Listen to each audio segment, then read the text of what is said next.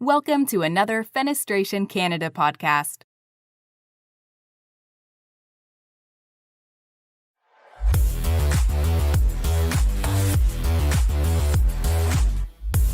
This is Tech Talks, live conversations about the regulatory environment with Jaugelis.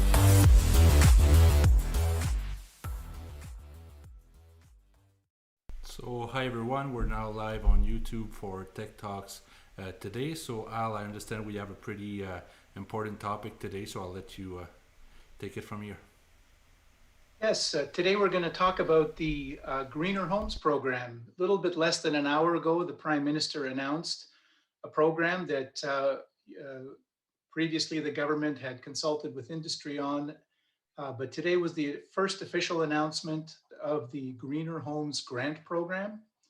And we're happy to have pulled together a panel of folks from Fenestration Canada to discuss the Greener Homes program and what it could mean for the window and door industry in Canada today. Our panelists today are Terry Adamson, Technical Director with Fenestration Canada, Greg Dickie of Atlantic Windows, Ron Edger of Centennial Windows in Ontario, Cam Drew of Thermoproof Windows in BC, and Aynsley Dueck of Duxton. Duxton Windows in Manitoba. We're so happy that all of you could join us today for the panel to discuss this very interesting initiative of the government with, well, amongst ourselves and also with Fenestration Canada members and folks who are watching on YouTube as well. Steph, how can the folks put their questions to us today, if you could summarize that? Yeah, so if you're on YouTube, it's pretty easy. You just use the chat function there and I'll keep an eye on it. And for those who are on our Zoom call, it's as usual. You go in the Q&A section, you ask your question there so we can see them as you ask them. And if you want to talk with us, just raise your hand in the Zoom call and we'll patch you in. Great. So I'll just give a brief rundown of, I guess, of the highlights of today's announcement. Basically, this was first announced in the Fall Economic Statement Commitment. And basically, the government is going to provide $2.6 billion over 7 years, starting last December, technically. They're going to provide these funds to Natural Resource Canada to help homeowners improve their home energy. They're planning to provide up to 700,000 grants as high as $5,000 each, to help homeowners make energy efficient improvements to their homes. But these energy efficient improvements have to be supported by an EnerGuide evaluation.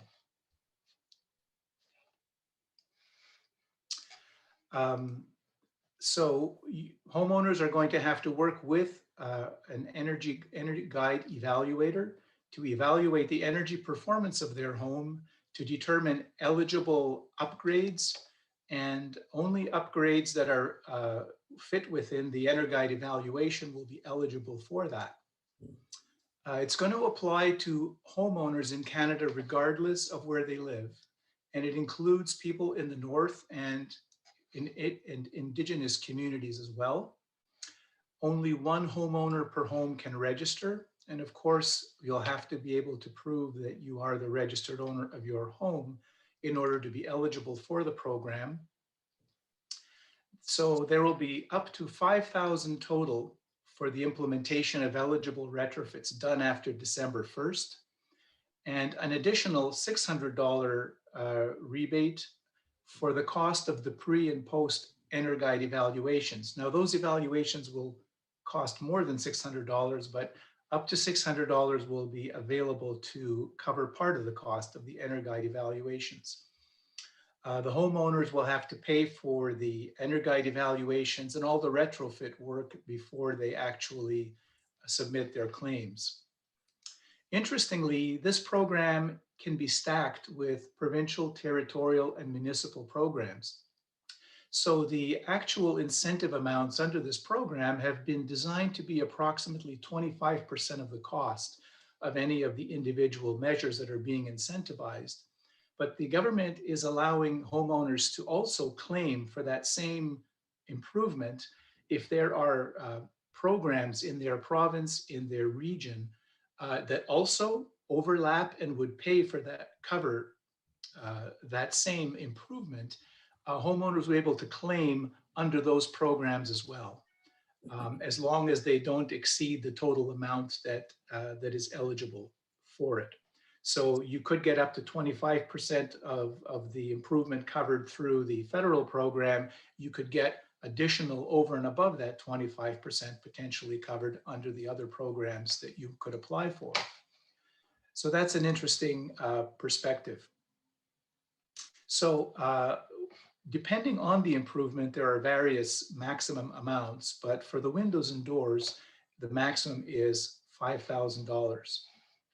And here, maybe Steph, I'll share a slide that basically summarizes the program. Yep, you can go ahead. So we can see that under today's announcement, Energy Star windows and doors, so that we're talking about windows, sliding glass doors, and side hinge doors are eligible for $125 per rough opening. They clarified that if you have a rough opening that has 2 or 3 windows mulled together, the actual rebate applies to the rough opening, not to the individual products within it.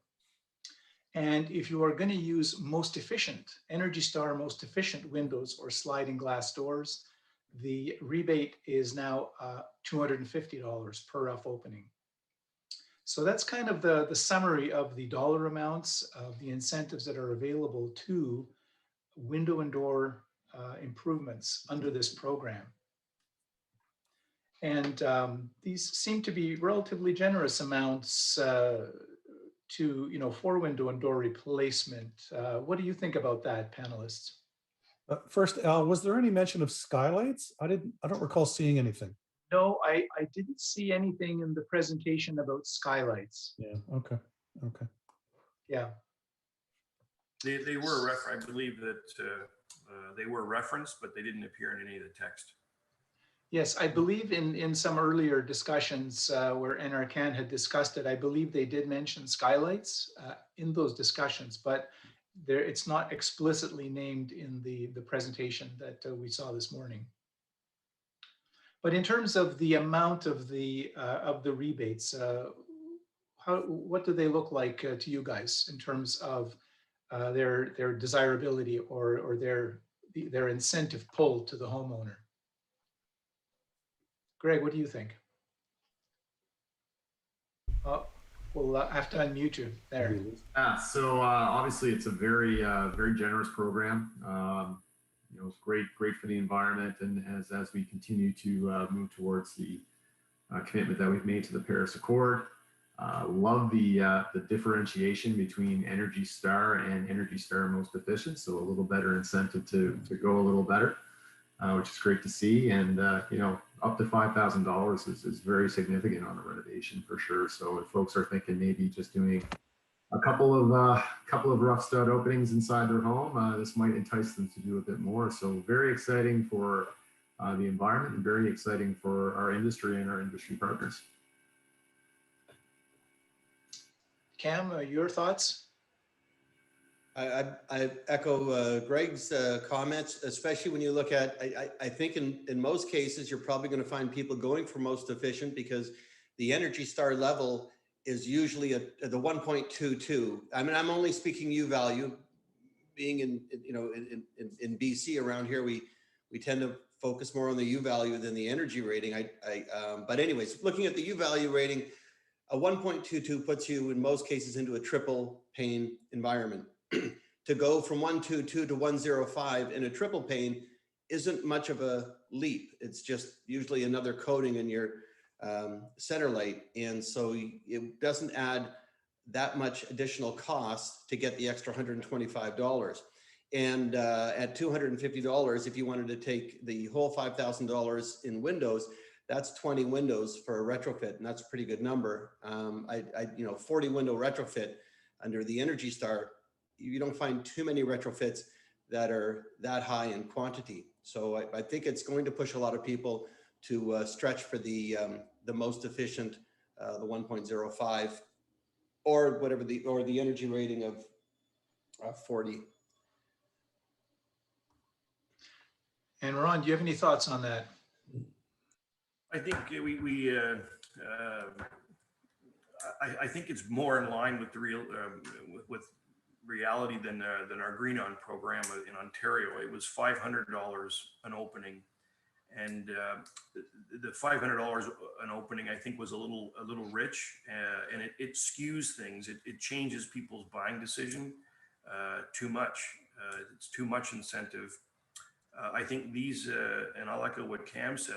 I think the fact that you can select your rebate based on the type of product that you install, whether it be most efficient or the Energy Star, I think is great. It gives more visibility, and I think it also builds a little bit of value. People understand that the most efficient product is going to cost you more, but there's going to be some benefits to it, and that's reflected in the rebate. So I think I think that's a good feature. What do you guys think of the stacking potential here? Yeah, I think the stacking is going to be really attractive. Following up on sort of Cam's logic that we're going to see maybe a bigger push towards the most efficient category. If you look at this program and stack it with the program in British Columbia, you're now looking at $350 per window. That's a pretty big incentive to go to a really high performance product. So I think that I think he's right. I think that we'll see people pushing towards that most efficient category of performance, typically U-value in British Columbia, with a $7,000 rebate on the product up to 20 windows. I mean, that's pretty substantial. If I could just interject, Terry, in the area that you live in, because you're only about 5 minutes from the plant, there's another $50 per window from the CVRD, the Cowichan Valley Regional District, as well for tier 2. So it'd be $400 a window when you stack everything together for just our really backspace here. Yeah. Okay, so you're sending the quote over this afternoon, right? Yeah, that actually I'm sending you the windows, and I think you make $50 a window right now, Terry. That's put some picture windows in. That's right. I got lots of those. I'll cut you a check at the end of the day. So an extra 50 in the Cowichan Valley. That's great. Yeah, North Cowichan, Duncan, and Cowichan Valley Regional District. There's not many. I checked all of the island just before we went on, and just looking at our trading area. I was surprised that it's only this area here, an area of about population of about 80,000 north of Victoria and south of Nanaimo. But I think there's always been pressure. So you should check your local municipalities to see other programs. If they are offering additional rebates on top of provincial rebates. So I think that the most efficient rebate structure is quite attractive. But do you think there's going to be a challenge for the industry that has that product level available at this point in time? Now, this is I think it's a 6 or 7 year program. It might incentivize manufacturers to start going that direction, developing these higher performance products. But if we look at today, are there a lot of manufacturers, particularly in the renovation world, that have products at the most efficient level, either in an ER or in a U-value path? Well, I think there's the other incentive that we're not sort of looking at this point, the indirect incentive, which goes to the manufacturers to have those products available to the customers when they come knocking and looking for these. So there's definitely going to be some investment and some positioning, really from both stands, whether it's going to standard Energy Star flow or the most efficient. So I think it'll be. We've seen this back when the last iteration of Energy Star came out, right? And we had grants back in 2011, federal grants, and it really pushed things. And it went from a voluntary program to a non-voluntary program fairly quickly, as we saw. I believe 75% of the products, built in Canada, and I believe Al did that analysis there a few years ago, were actually Energy Star qualified, and that obviously dropped when the Energy Star requirements went up back last year. So I think it'll be a big push on development for sure. I got a question for Aynsley. you know, I recall a conversation with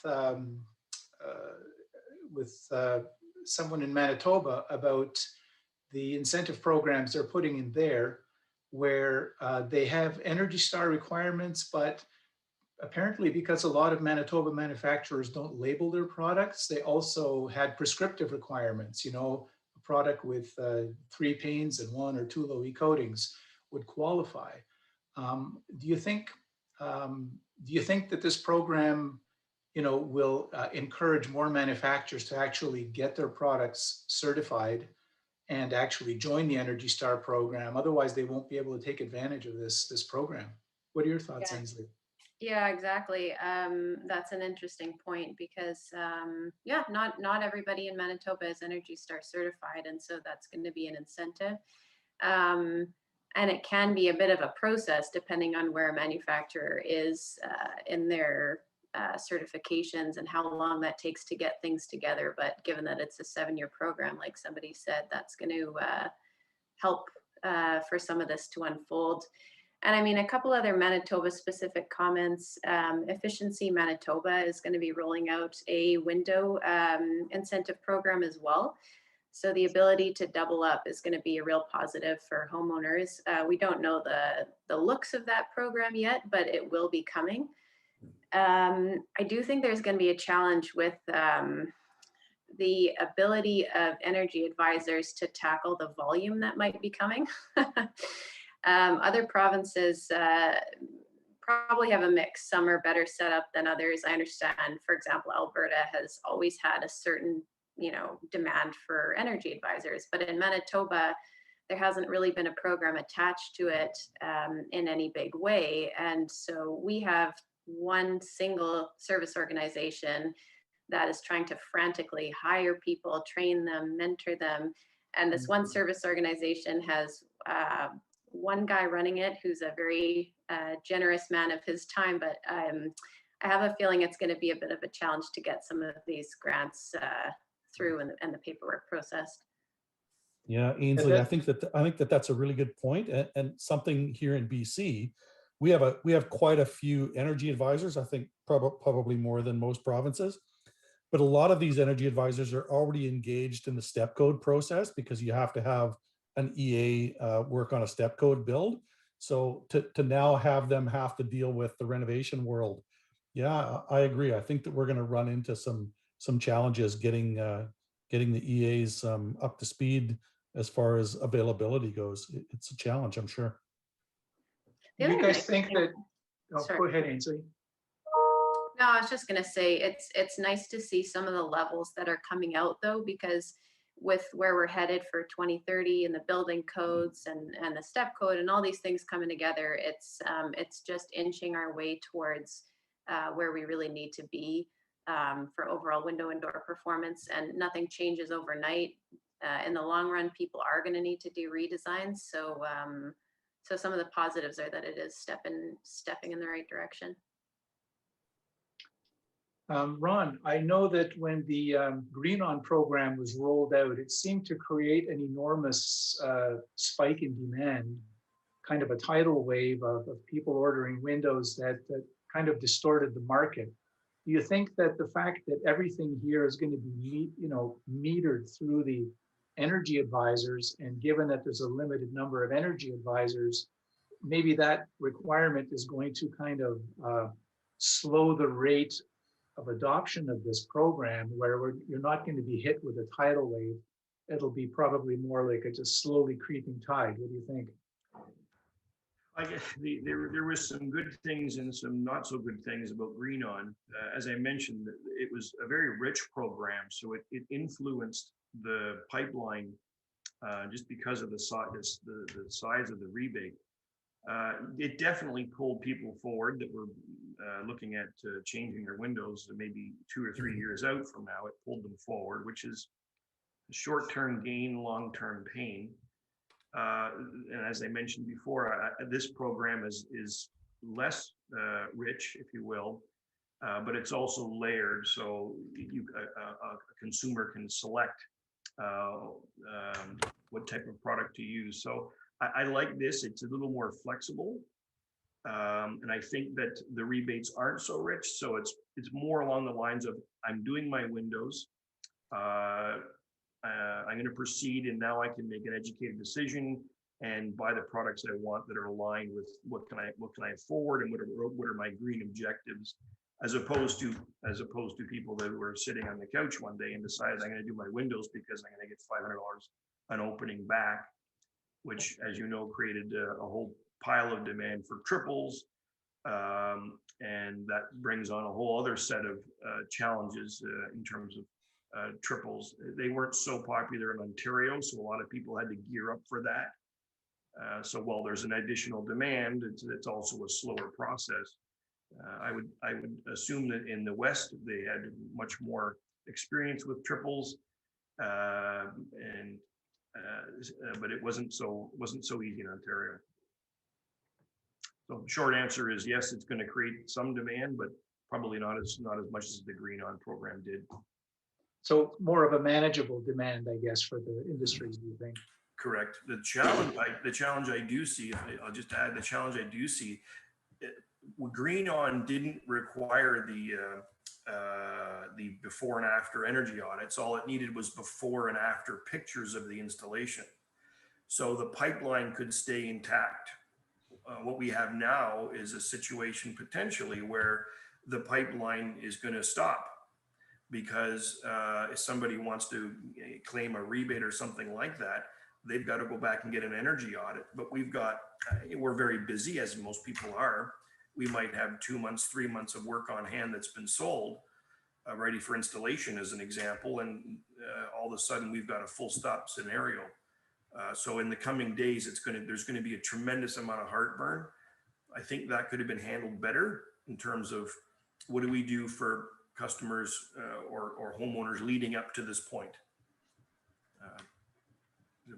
I guess everybody should get prepared for that. Al, if I could just, I thought if I run through the process as it was similar to the BC Live Smart process that we had here a couple of years ago. So the homeowner will log on to a portal. This is with the new greener program. They'll log on to a portal, and with the information that the homeowner provides, it will then contact an energy advisor to contact the homeowner. So the homeowner will not need to search out an energy advisor. One will contact them for their area. They get the pre-evaluation. They do the work that is only the work that is recommended by the energy advisor. It has to stay within the energy advisor's recommendations, and then have the post evaluation.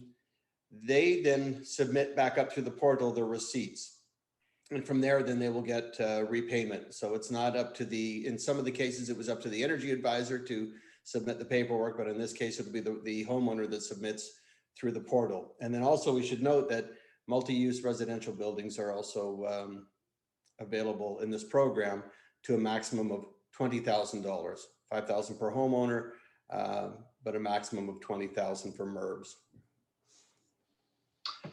And I guess just to add to that too is the $5,000 is for the retrofit only.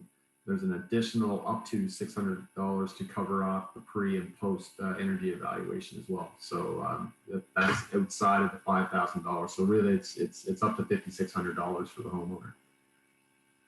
And there's a question in the chat that, are you going to put $5,000 towards your windows and $5,000 towards home insulation and everything? And as far as I understand, you just get $5,000 per home and that's it. So somebody might not put all of it towards windows. That would be a question mark and the decision for the EA and the homeowner. Yeah, that's a really good point. The EAs are going to come in and evaluate your home and probably give you some sort of recommendation of the best place to put that money. And $5,000 obviously is not a significant amount of money when you talk about larger renovations. Are you going to burn that up on a heat pump if that's the more common recommendation, if you like? So it's hard to say how much of this money is going to end up flowing to the fenestration industry at this point. During the time of the home renovation tax credit and the Eco Energy Grant and the BC Live Smart Grant, we were finding homeowners that were often spending 2 to 2.5 times what they were going to receive back. So we may find a person accessing $5,000 in homeowner grant, spending $10,000 to $12,500 on a renovation, and feeling that that was a great investment because, you know, they got $12,500 worth of renovation for only $7,500. Take advantage of it while it's there. Cam, do you know if the provincial program also rebates on the energy advisor's costs? No, it does not at this time. Okay. But you do not need an energy advisor for the provincial program. Gotcha. You need to take photographs. It needs to, we supply the NRCan number of our windows, and they need to meet either tier 1 is 1.4. I don't want to confuse everybody, but in the province of BC, there's a tier 1 payment, and it's only U value. There's no ER path in BC for the provincial rebate, and it's a 1.4 U value gets you the tier 1 rebate of $50 a window, and a 1.22 U value or lower gets you the $100 per window. It was $200 a window for tier 2 up until just about a month ago. So it could have been, with the stacking, could have been very generous. Do we have a slide of the incentive levels for the viewers? The performance levels, you mean? Yeah. Yeah, I think that was the next slide, wasn't it, Al? Are you able Okay, to I'll move? stop sharing that screen. Are you referring to a slide in the presentation? Yes, Yeah, it's, it was. Let's see, number 29, Al, slide 29 of the presentation. Okay. Right. So while you're doing that, there's a few questions, Al, that maybe I'll jump into. Sure. So Paul Gitlin is asking about the window requirements. So we'll see that when you bring that slide up. Raymond Roy says, are these in the form of tax credits or rebates in the form of a check from the government? And my understanding is it's a rebate in the form of a check back on your costs. And they alluded to that you may actually be able to sign up with banking information and get a direct payment right into your account from the government. Great. Okay, and then Raymond also says, is this for a limited time period? And I believe it was till 2028. I think it was April, if I'm not mistaken. So seven-year timeline on the program. Steve Allward says, with the current supply chain issues, the hot building market we have right now, do we actually need this added incentive? That's certainly been a conversation around the industry. I don't have that answer, but I certainly agree that, the industry is already facing, some significant challenges with, COVID, supply chains, and being very, very busy. So do we need it today? That's certainly debatable. Being a 7-year program, we may need it next year or the year after. So, that's kind of where it's at. It's starting now, but you're right. It may not be, a real push for the industry today, but we may see that need down the road. So Rick Priest says, does anyone know what the cost of an energy advisor will be, more or less equal than what their window savings may be? Anybody worked with an EA on costs? I don't have that. I did get a quote just doing my own research, and it's about $600 for both. I think it was about 400 and change was the first one, and 200 and change for the follow-up. I mean, that doesn't mean that's what it is across the board, but that's yeah. Okay. I suspect that the EAs will align, or the service providers will align their rates with the $600 offering in the program. Greg, you're so cynical. I'm sure there's going to be EAs out there offering it for $500, won't there? No? That's right. Yeah. So I've got another one here, Al, from Laura Will. Curious to see if the Energy Star will increase their eligible product criteria ratings over these 7 years, if the Greener Homes program will keep with the posted U factors of 122 and an ER 34 as their baseline, regardless of any new Energy Star increase benchmarks. That's a great question. Very good. If the performance targets for Energy Star go down or up for an ER, will the program follow that criteria? It's a great question, and I certainly don't have that answer. Yeah, we just have an answer from Joe there. It looks like it was $400 for the initial assessment and $200 for the follow-up. Okay, so around, probably running around that $600 range for most of them. Okay, great, thanks. The chat Okay. was exploding today, though, saying that they're going to need to charge more for all the admin loading documents and everything. So part of the cynical crowd here. But not to say that their work isn't valuable. I should add a disclaimer there. There you go. Okay, so go ahead, Al. There's our performance targets. Yes. So you guys wanted to see this slide. Go ahead, and who was asking for that? Oh, that was me. I just figured Okay. for window people, if they're ever going to want to see anything, it's what level do I need to hit to get my client the best incentive? And I mean, if we look at those numbers, you know, the comments about, hey, it's going to be a triple pane, or if it's an energy rating, it could be a dual with very high solar gain.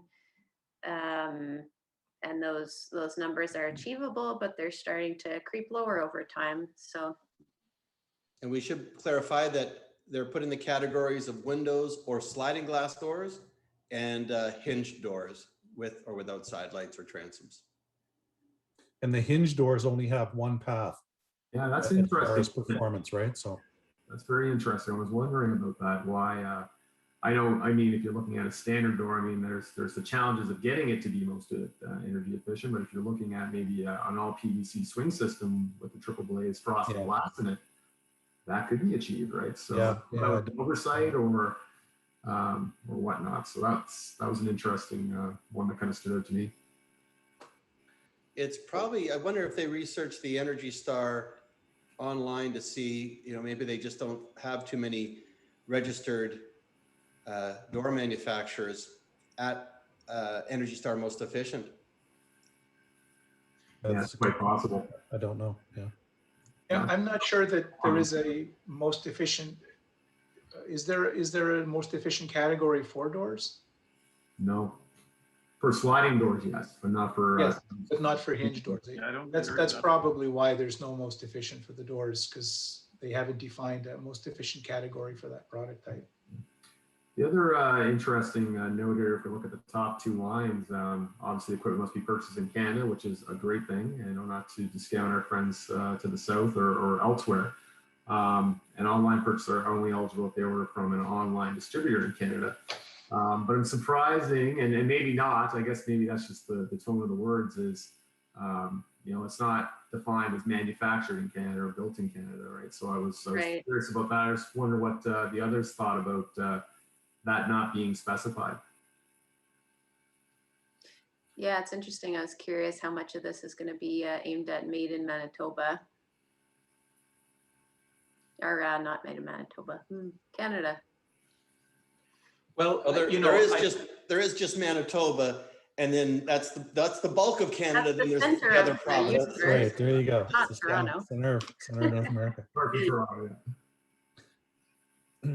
That's a good point. You're going to find people. You know, by the parameters here, you could be ordering from outside of Canada or outside of North America, as long as your distributor is Canadian or purchased through a Canadian reseller.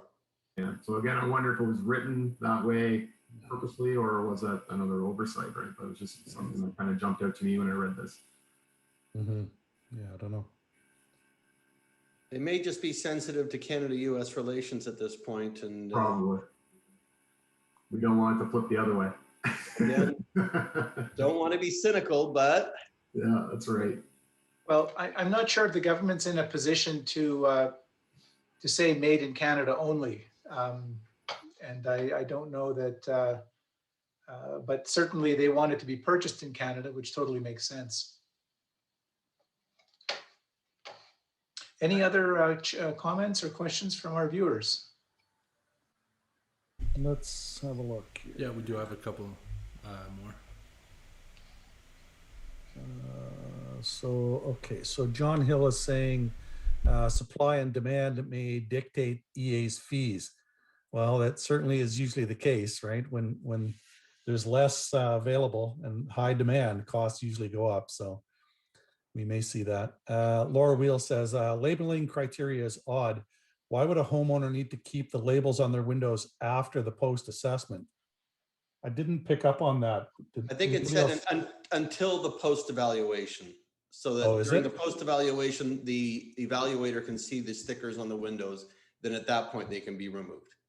But there was a requirement to keep all documentation related to this for 8 years. Yeah. And I think that's probably for auditing purposes. In other words, a lot of this is on a trust me basis. And I'm sure the government needs to reserve the right to audit some proportion of participants in the program. So that's probably why there's a requirement to keep all evidence of what you've done. And that would include the window labels. Otherwise, there'd be no proof of what that window performance was. Yeah. Another question from Raymond here says, for the non-BC panel members, are other provinces likely moving away from ER like BC has? Well, we obviously don't want to get into the ER debate in this call. Come on. I do. But that said, do we think that, that the ER path may really drive, a lot of product using that path to get to the higher rebates and, potentially not appropriately. Obviously we're going to be relying on EAs, I think, to answer some of those questions. But, is it a concern that, potentially products might go in that aren't appropriate just based on, on following that path to get a higher rebate? Something to think about, though, is that the energy per improvement value of the windows is based on the HOT 2000 energy model, and the energy rating is not an input into the HOT 2000 program. So the inputs are U value and solar heat gain coefficient. So you can say, I want to use this high ER window, but if its U factor isn't low enough to make a meaningful energy difference, and that could vary from home to home.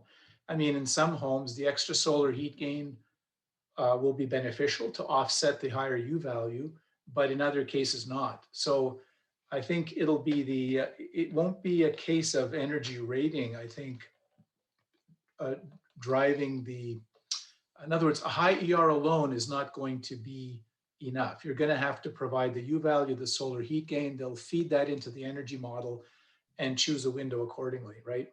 So, so I think even though a product can qualify for most efficient under ER, it'll be the energy model of the home that will either validate that decision or lead to questioning it. But the process is going to be that the pre-evaluation is going to, the energy advisor is just going to let the homeowner know whether or not they would be eligible if they put in the windows as per either the U value path or the ER path. I don't think that at that point they're going to have the depth to tell them, solar heat gain by elevation and everything. I think you're going to find that it's just going to be as simple as they're going to be new. These are going to be, a lot of them are going to be new energy advisors, and they're going to be pretty pushed to get as many done as possible. I believe what they're going to do is make the decision, just say whether or not it's a yes or a no. Windows are good, and you can either do Energy Star or Energy Star most efficient, and you'll get your rebate. Let's hope it goes that way. I mean, Yeah. Failing that, it would get extremely complex, extremely fast. And again, talking about our pipeline, if the decision-making process stops, we all know what the outcome of that is in terms of business. I just wanted to interject one other thing. So I'd already had a call from one of our dealers after the announcement and before this started, whether or not he had to be a registered contractor, because in BC, there's another program that's just been announced, and you'd have to be a registered contractor for that program. But they did not allude to any registration required from the company installing for this program. Yeah, I don't know what that criteria was off the top of my head. I think it had something to do with, being a licensed business, having, work safe in BC, things like that. Did you pick up on what the criteria for a licensed contractor was? No, no. Yeah, no, neither did I. We'll have to look No, into it. I saw it on the, they kind of specified it around the thermostats and Yeah, HVAC and heat systems and pumps and whatnot, but there wasn't really much on the window and door side, which obviously is a little disappointing from all our standpoint, I guess, right, with what we're trying to drive through our association. Yeah, we'll have to look at that detail and make sure that everybody's clear on it. A couple more comments, questions here, Al. Joe Marzano saying, do rental properties qualify? And my understanding is that they do not, and that there was going to be another rental program coming out specifically for landlords, but I don't believe that that's out yet. Is that correct? Is that what I understood? I think you did, Terry. Yes, that's the case. This applies to homeowners only, and homeowners and small stratas, a small strata or condominium type of building that would be a Part 9 condominium building. So that's the limit, and it has to be owner occupied home. So that would leave out Right. rentals. But you're right. They did mention that another program was going to be coming to deal with landlords and apartment But it buildings. sounds like if it's an in-law suite or a duplex or triplex that the owner actually lives in one of the units, I think that qualifies, right? So that may be. That's right. I think as long as it's in a home that the homeowner lives in, I'm sure that will be eligible. Yeah. And slide number 9 has a pretty extensive list of eligible property types. It even includes mixed use buildings. The residential portion of a mixed use building is eligible as well. Low rise multi-unit residential buildings, permanently moored floating homes, all season cottages, mobile homes on a permanent foundation. It's got quite an inclusive list. New homes are not, they have to be at least 6 months old Right. Okay. to be eligible. Yeah. And this is retrofit only. It's for existing homes, not new homes. So right. Yeah. That's right. Yeah. Okay, I'll got a couple more questions here. Joe Hayden, looks like he's given us some work. He says perhaps FenCan could create a simple how-to guide for homeowners specific to windows and doors, and I've made a note of that, Joe, and we'll see what we can do on that one. See if we can come up with something that is clear for window and door people. Okay, so Dominic Trimboli says licensed contractor to do the retrofits ? Yeah, it's a good question. We're not exactly sure, I think, on just what the details of that are. We're going to try and sort it out. JF Kovasak says, I do not recall that they said it has to be installed. Receipt of purchasing only will cover it, I think. That's interesting. Well, you would have to have your post audit, which would mean that the product would have to have been installed. I would think. I don't think you could. I don't think you could buy the product and get the rebate and not install it. And then return it. Yeah, and resell it to somebody else. And I think what JF is trying to clarify there is whether you have to have a licensed contractor install, or can you install yourself and still get the rebate. So I need clarification on that. If it's, remember the home renovation tax credit, they wanted to try to get away from the underground economy, and they may want to, I would imagine they're going to do the same thing here, that they want a licensed contractor, that contractor would not have to be registered, but just a licensed contractor showing that you've paid tax on the install and paid tax on the, because that's where the government wants to get a piece of the money back, is avoiding the underground economy. So you buying the windows, hiring your neighbor, paying them cash to put them in, and still getting the rebate. That's what they got around with the home renovation tax credit, because you had to have it, you had to show a receipt for payment of installation as well as the renovation to get the rebate on your taxes. That's a great question that we should clarify with them, because you could buy them and install them yourself, have your post audit done, So okay, that's a great question. Yeah. We'll more than likely, they're going to push it above ground to make sure they get the taxes, majority, all their taxes back to filter back into this program. Yep. Okay. Paul Gitlin is asking about where we can get these slides. If I'm not mistaken, they're available on the NRCan site now, or they were going to be. They said that all the information in these slides is going to be on the NRCan's website. So all of these details will be there. I haven't had a chance to load the site before the webinar, and it wasn't loading for me, but they said that we can share, guys, too, once it becomes available. Through, if there is a presentation that is official, we could make it available. But when that question was put in the webinar today, they said, don't worry, everything that's in here is going to be on the website. So the website is, I've been on it, it's running pretty slow and crashing, as you know, everybody's going there, but it's at canada.ca/greener-homes-grant. Yeah, and we shared that link, if I'm not mistaken, on our social media and on the website, the Fenestration website. Okay, a couple more here, Al. So again, JF asking about, can we install ourselves? And we're going to try and make sure we have some clarity on that. yeah, we don't know that for sure. Yeah. Joe Hayden says here, is anyone else having trouble accessing? Yeah, Cam just said that the site was running pretty slow. So it's probably being overwhelmed today, I would expect. So we'll make sure that that link's available. Okay, no more questions right now, Al, so you can carry on. That's great. Well, any sort of final thoughts from our panelists here on today's announcement and what it means? Are you relieved from, in other words, we've known that this was coming for a while. We've wondered and feared and hoped for what it might contain.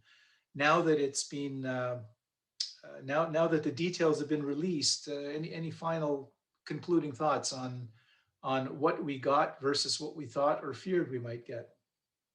I would counsel manufacturers across Canada that are on this call to train your staff to be prepared to answer questions, because anybody that put a window in their home from December 1st, 2020 to now will feel that they are eligible for $5,000. And because they'll feel that every window was an Energy Star window. If it's white and vinyl or fiberglass, they'll feel that it meets the qualifications, because we've had that here in BC with the rebate program, people putting in windows and then saying, I'd like the rebate, but it didn't, you needed to say that first, not now. And it's a different window that meets the rebate, but the homeowner has a very difficult time understanding that all of their windows aren't Energy Star and all of this rebate is not tied to Energy Star. Good point. That sounds like a good point, Cam. It's going to be a logistical nightmare for the next couple of months. I guess to add to that, Cam, I think that's going to be the biggest challenge, is educating our market, our dealers, the entire network of what this means. It could put this excess that's going on today from demand maybe on hold, because for that very reason, right? Homeowners are going to be, what do I have to do? And they might, put a halt on things and say, we need to wait until I have some better details. So I think that's what we have to scramble and do. And obviously Fenestration, already request came through to make this, an easy how-to guide. I think that would help, obviously, our entire industry. But manufacturers are going to have to put the proper spin, especially when they're dealing with stackable rebate programs in their region that they service.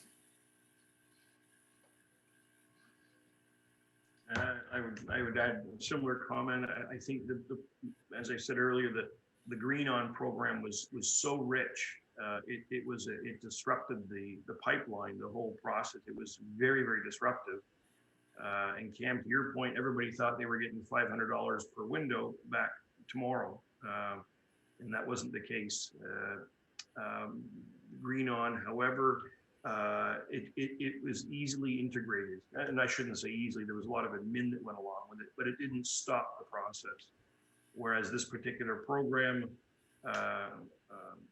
my concern is that it's going to stop everything until there's clarity and energy audits, and I think there's going to be a bottleneck on the energy audit, advisor side. And the message is going to have to be managed. The good thing is that we're not talking about 500 an opening. we're talking about 125 for an Energy Star, 250 for most efficient. And again, it'll allow us to have the value discussion, and I think navigate that heartburn over the next couple of weeks, months, a little easier than green on. Ainsley, do you have any final thoughts?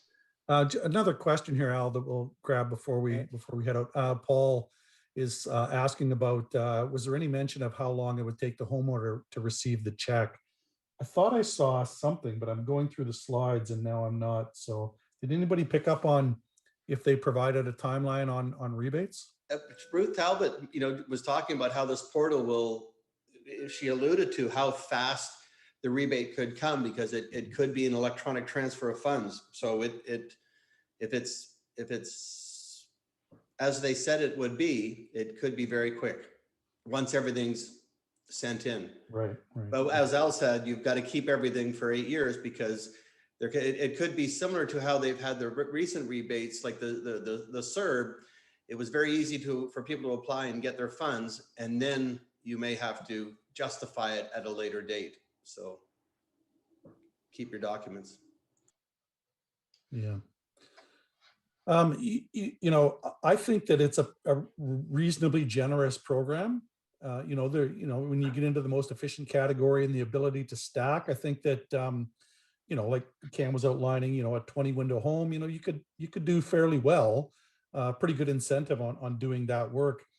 I think where I see the concern for our industry is that being, a $5,000 limit from this program, will that rebate incentive be more attractive to homeowners for other upgrades that may not be looking at windows? And I think some of that's going to come from the marketing of the industries, the EAs, how they evaluate and what they recommend as being the appropriate path to take in doing your renovations. Is insulation or heat pump or something else more important, quote unquote, than doing your window renovation right now? So I think it's a good program. I think that the incentives are reasonable and probably effective. I just would be a bit concerned that, the limit, for the entire span of a 7-year program, we may not see a big uptick on the window and door side as maybe we would like. And have we mentioned that they're going to be doing sort of a sister program of the $40,000 no interest loan, I gather, right? So this won't be the end of home improvements. Right. They're still haven't fully announced, but that is on the horizon. A $40,000 interest-free loan for a full energy efficient retrofit of a home. But it is, it is a loan, so that's going to be a different homeowner, but still that's still on the landscape. Yeah, more to come. Al, we've got another question here. So Kevin Chikak says, with the concern of potential bottleneck waiting for EA advisor reports, is there a limitation, quote, placed by NRCan on the ability for a distributor to have their own internal EAs, or do they need to be independents? I'm not familiar with that. Yeah, go ahead, Cam. When the energy advisor was first announced in BC, our company said, well, why don't we just open an arm? And that is definitely, it has to be at arm's length. It cannot be a related, energy advisor cannot be related to any manufacturer that is used. So Thermoproof cannot have an EA on staff? I tried. I tried. I wonder what they would recommend. And why is everybody so cynical? I'm sure they would recommend other products. I think they recommend made in Manitoba. Yeah, there you go. Yeah, if Windows were more than 7 months old, it's time to replace. I don't know. Yeah, that's right. Good angle. Program. Good angle. That's a good one. Buy your Windows and get a free service stat. There you go. I do recall that in a previous meeting we had discussed energy advisors, and apparently their code of conduct, I think, requires them to be independent of any other business. So they are supposed to be, by their own code of ethics, independent consultants who have no business ties with the technologies that they might be recommending. So the gray area that they live in is recommendation, because they'll be asked at every energy, if they recommend new windows, the next step will be, well, who do you recommend? And they are not to recommend anybody. They're to recommend that you get a multiple of quotes. Legally, they should not recommend one, because if there's an issue with that one, they could be brought into court if there's any lawsuit. So they should recommend that there are at a minimum of 2 quotes, and that way it's decided by the homeowner. Yeah, in my FenCan can do is, if we should maybe set up our directory that we can filter it by maybe region or even down to city. So, that could be an easy way to, hey, go to these, Energy Star certified manufacturers in your area. You can filter it down. So that would be a great tool if we could provide that. So bit of a question, comment about the Hot 2000 assessment. Because there is a lot of complexity when you're dealing with U value and heat gain and different elevations, and the energy advisor might only want to spend so much time on a particular file. I mean, in the provinces where you guys have seen more of these energy audits, plus you could have different variables. Okay, well, if you add insulation, then, do you need this kind of mechanical system? I mean, how are those expected to roll out, and what kind of level of detail is the homeowner going to get?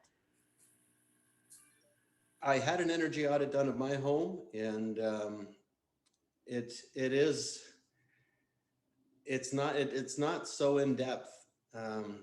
They basically are looking for the low hanging fruit. Yeah, my home was over 100 years old, so pretty well everything was circled, but still they didn't get into, if you did the windows, then here's the size of the heat pump we recommend, which is, which the two are associated. But in the energy audit that I had, and I had my home thermally imaged as well, I wanted to go right deep just to see every service that was available from an energy advisor. And it didn't get into the depth that you're referring to. I know I had one here in New Brunswick as well, and it was very, very basic. They came in, they did the blower test. They basically said, this is where you're at. And essentially, I got a listing at that time of, here's all the options you can do. And they, sort of pointed you into, this is the priority of them, but not really how it would actually enhance or so. I mean, that's back a few years ago, 9 years ago. Yeah, that's going to be really interesting to see how those EAs go through the process and the recommendations that they give, because let's face some reality. If you take a 40-50-year-old home and you put in 1.05 triple glazed products without doing anything else, you might run into some problems. So that was part of my comment of concern earlier, is that are there other upgrades that should be done before you go after a window upgrade? I don't know, and it'll be interesting to see how the EAs roll out those recommendations. Yeah, I know they're going to be busy, but it would be great if we could do maybe a tech talk or a webinar with an EA going forward to see what their process is going to be. That would be very informative for our members. Yeah, that's a great idea. Yeah, we actually had teed one up for May, but because of the spring conference and that, it fell through. So it is on our list, and Al will be doing a tech talk with EAs soon. Right. And even potentially a panel version, again, because things differ across the country. Yeah, you've got Einer out here on the West Coast, and that gentleman, Al, that you had, was it Gord Clark or Greg Clark that we had? Gord Cook and Andy Oding, we had both those guys on, yeah. Gord Cook was a very good, very knowledgeable speaker, and he'd be, excellent resource for Central Canada. I think he mentioned his son was an EA. Oh, good. As well, yeah. I'm imagining every member of his family is going to be an EA in the next 30 days. If not already. That's right. Another comment here, Al. So from Laura, has anyone heard if there are programs available for manufacturers to scale up? So Laura, are you talking about new products or improved products, or to scale up, Manufacturing production? volume? Production. There are provincial programs where we've been applying here in So, BC. So yeah. look provincially. Improved manufacturing and / more people, she says. Yeah, I'm not aware of any of those at this point. I know in BC there is a program. I think it's coming near its end that funded development of high performance windows and doors.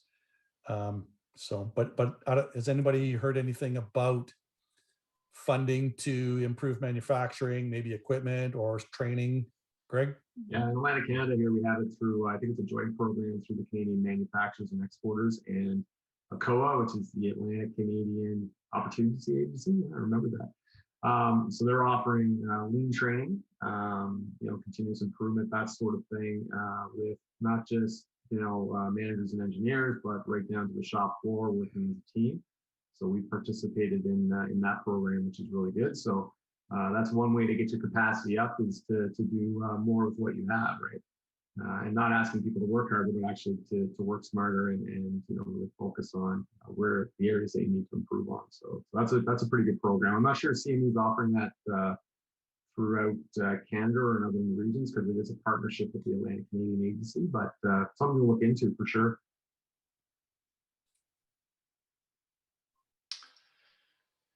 Great. Well, thanks everyone for being with us. We're a little bit, we're at the top of the hour here, or I guess the end of the hour. It's been a real pleasure to have you as panelists, Greg, Cam, Aynsley, Ron, and Terry. Really appreciate you taking the time out of your day to be with us, to share your knowledge and expertise. This is an area where you guys are the experts, not me, and much appreciated. So thank you to our viewers, and well, I think we should say thank you to the Government of Canada for a program that, at this point, to me at least, looks like a fairly well-conceived program that over a period of years should make a meaningful impact, but actually be paced at a pace that the industry should be able to handle. So hopefully it will be able to proceed through the duration for the benefit of everyone. So thanks very much for being guests on Tech Talk. We really appreciate it, and look forward to the rest of our viewers. Wish you a great week, and we'll see you in a future episode of Tech Talks. Thank you all. Thank you all. Thanks, guys. Great talking to everybody. You are a member and want to be part of the live recording of Tech Talks? Easy. Visit fenestrationcanada.ca and sign up for the next show.